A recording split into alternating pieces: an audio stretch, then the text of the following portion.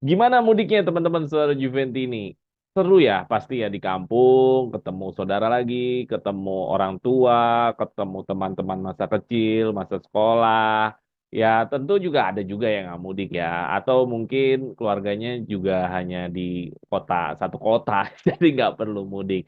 Tapi yang pasti kayaknya ini pas ini tayang kelihatannya sudah selesai ya mudiknya ya. Tapi mudah-mudahan mudik teman-teman semua atau lebarannya teman-teman semua seru ya. Jadi kita bisa punya memori dan kenangan selama mudik ya. Atau selama lebaran. Pasti kalau lagi lebaran foto-foto keluarga udah jadi kayak syarat ya. Nah, selama teman-teman mudik dan lebaran, Juventusnya nggak lebaran. Masih tetap bertanding dan banyak informasi-informasi yang mungkin kemarin belum sempat gua bikin kontennya dan kali ini gua Jeki gue sendiri aja karena teman-teman sore Juventini yang lain masih pada sibuk lebaran kayaknya ya. Jadi nggak apa-apa ya gue sendiri aja ya. Nah, untuk kali ini gue mungkin akan review sedikit masalah mengenai Juventus vs Torino atau Torino vs Juventus Derby della Mole ya. Terus ada berita-berita mengenai info Mercato.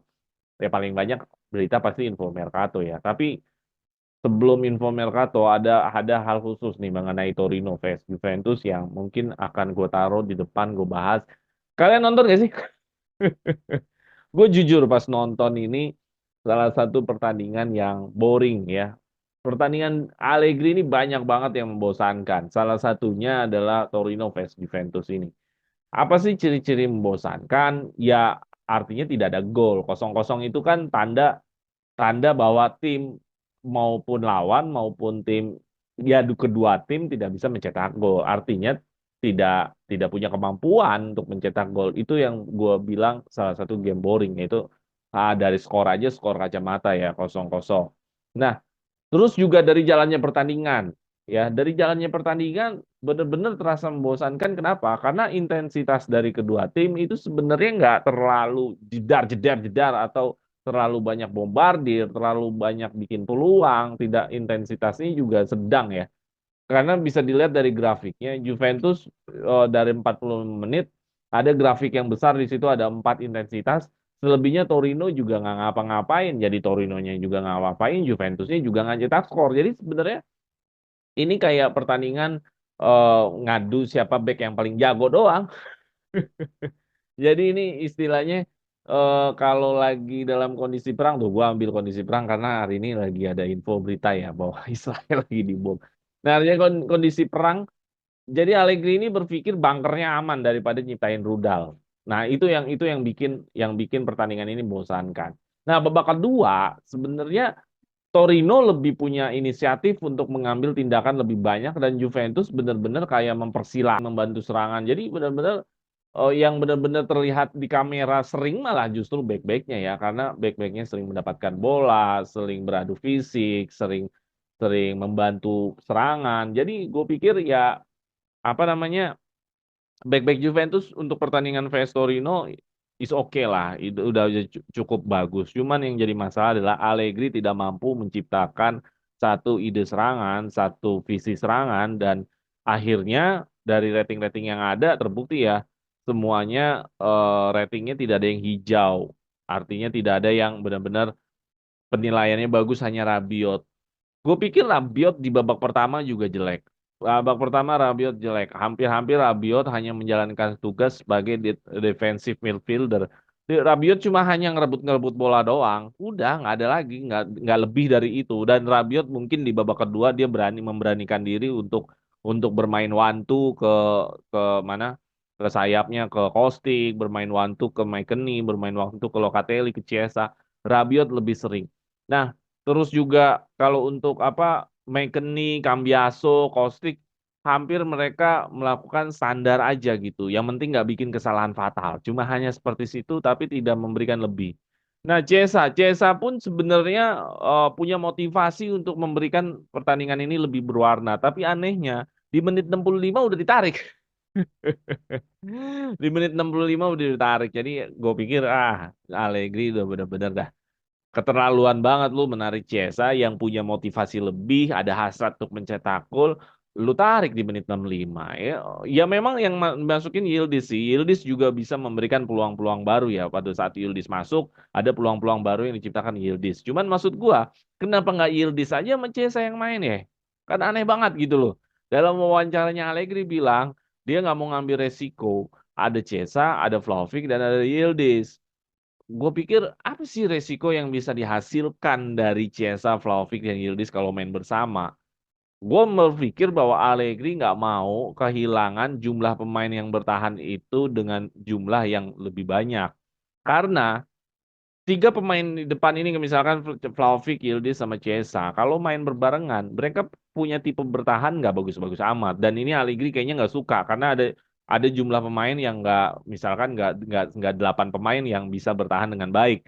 Jadi dia pengen punya pemain yang lebih banyak bisa bertahan dengan baik supaya takut kebobolan gitu loh.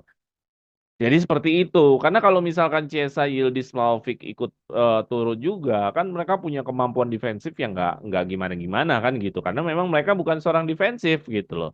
Itu yang menjadi masalah Allegri nggak punya rasa percaya diri untuk memainkan Chiesa, Vlahovic, dan Yildiz. Nah, Vlahovic sendiri ada peluang yang matang, ada dua ya peluang matang ya. Crossing dari Chiesa dan ada satu lagi ya cross ya bola liar ya, sebenarnya bola liar yang tinggal di tap in dan itu tidak menghasilkan. Sebenarnya yang crossing dari Chiesa itu kalau kita lihat pertandingan kemarin yang banyak dibahas di Shotmatch seperti Atlanta vs Liverpool itu kan mirip-mirip kayak gol Skamaka ya.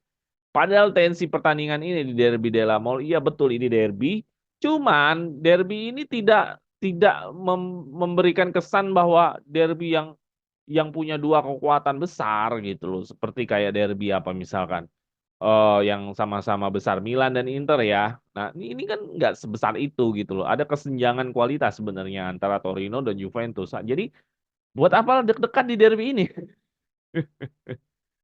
Gitu loh. Jadi buat apa deg-degan di derby ini? Kecuali Torino hari ini peringkat 2, Juventus peringkat 3 atau sebaliknya. Juventus peringkat 2, Torino peringkat 3. Barulah ini kualitas yang hampir mirip-mirip. Ini kan nggak begitu juga. Jadi Vlahovic seperti tidak tenang. Jadi ada dua kesempatan yang bisa seharusnya Vlahovic menciptakan gol, malah tidak terjadi gol.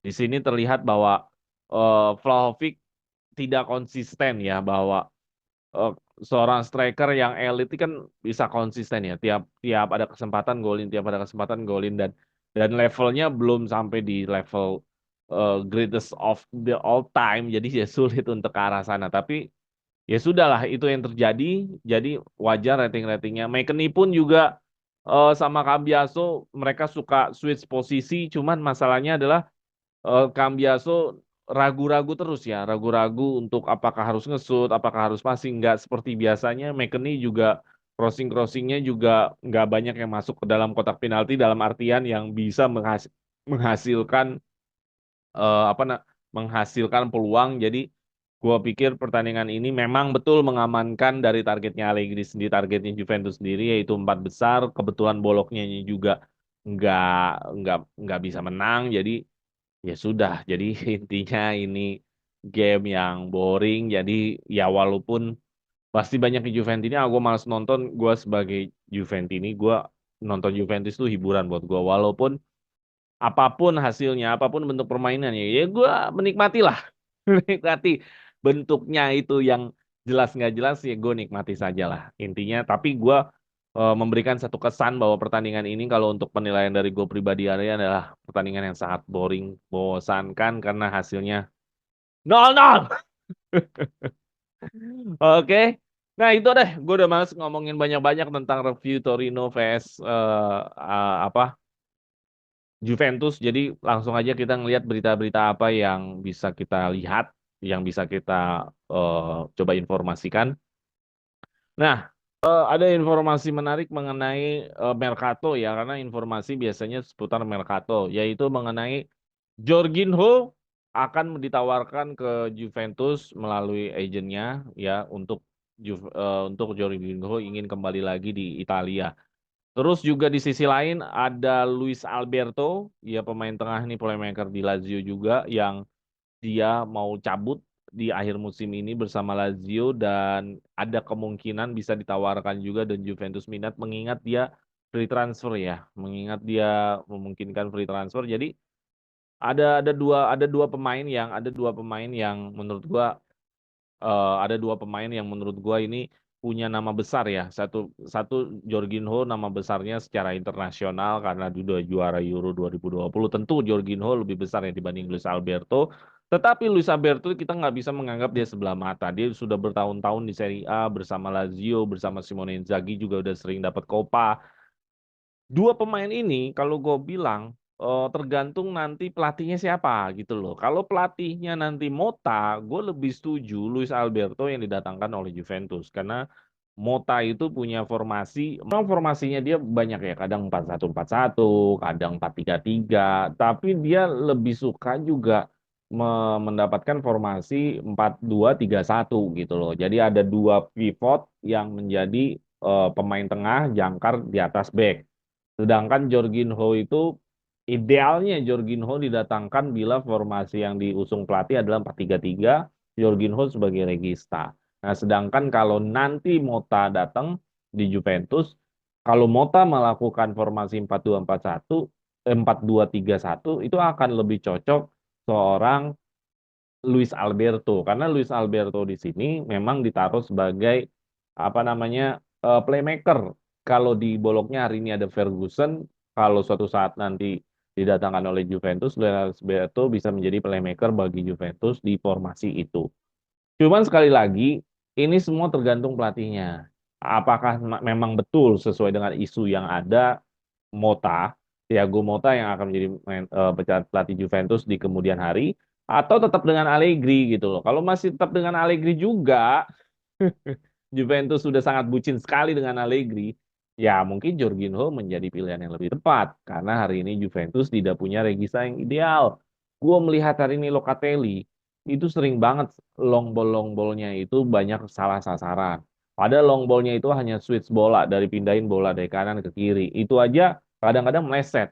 Jadi gue pikir skill salah satu regista adalah long ball. Tapi Locatelli melakukan long ballnya aja itu kacau bener untuk akhir-akhir ini ya. Sebelum-sebelumnya sih enggak. Cuman akhir-akhir ini di dua pertandingan terakhir kemarin lawan Fiorentina dan lawan lawan Torino itu enggak banget nih Locatelli nih sebagai regista. Jadi iya, oke lah Juventus sekarang tentukan lu mau pelatihnya siapa nih. Kalau memang masih mau Allegri untuk satu musim terakhir untuk menghabiskan musim kontraknya, ya udah lu datengin Jorginho, gue lebih setuju. Tapi kalau ternyata gantinya Mota, gue lebih setujunya adalah Luis Alberto. Jadi kita tunggu aja bagaimana pergerakan Juventus di kemudian hari. Karena ini tinggal dikit lagi kok. Ini kan udah Giornata 32. Ya tinggal 6 Giornata lagi kan 38 Giornata. Jadi udah Allegri ditentukan di 6 Giornata lagi. Sabar aja teman-teman. Gue pribadi, gue pribadi memang pengennya berganti ya karena Allegri di musim ini gue pikir sangat membingungkan buat dia dan support pemain yang ada itu nggak cocok buat Allegri saat ini. Kalaupun Allegri harus bertahan, gue sangat berharap betul bahwa Juventus mensupport dia pemain-pemain yang matang dan jago. Jangan pemain yang coba-coba lagi lah, gitu. Nah, ada berita apa lagi? Striker Bayer Leverkusen ya. Bayer Leverkusen eh, minggu ini harusnya sudah bisa juara kalau dia menang. Pada saat gua mengambil video ini belum bertanding, tapi mungkin pas kalian teman-teman nonton mungkin Bayer Leverkusen sudah juara dan striker Bayer Leverkusen menjadi incarannya Juventus yaitu Boniface ya. Jadi gue pikir nggak ada masalah sih karena harganya juga nggak yang mahal-mahal banget 40 juta euro. Karena Vlahovic gua rasa kalau dilepas di pasar dan ada yang mau, Juventus juga nggak mau tutup mata ya. Harga Vlahovic bisa di up di harga-harga 90 juta, 70 juta, 80 juta dan itu Juventus kayaknya kayaknya merasa seger ya kalau bisa menjual Vlahovic sampai di angka itu. Terus ada berita apa lagi? Berita Szczęsny cedera ya, Szczęsny cedera ya mudah-mudahan cederanya Szczęsny tidak tidak mengkhawatirkan karena menurut gua Szczęsny banyak banget save-save-nya Szczęsny yang memberikan bahwa Szczęsny adalah kiper yang dia sangat diandalkan di Juventus. Sudah bermusim-musim di Juventus dari 2017 dan gue pikir sulit ya untuk menggantikan Szczęsny posisi Perin ya. Jadi ya kita lihat aja Perin apakah memang benar-benar bisa apa mengejar kualitas dari Szczęsny, mengingat usia Perin juga sebenarnya sudah sangat senior ya, sudah 28, 28 atau 29 gitu.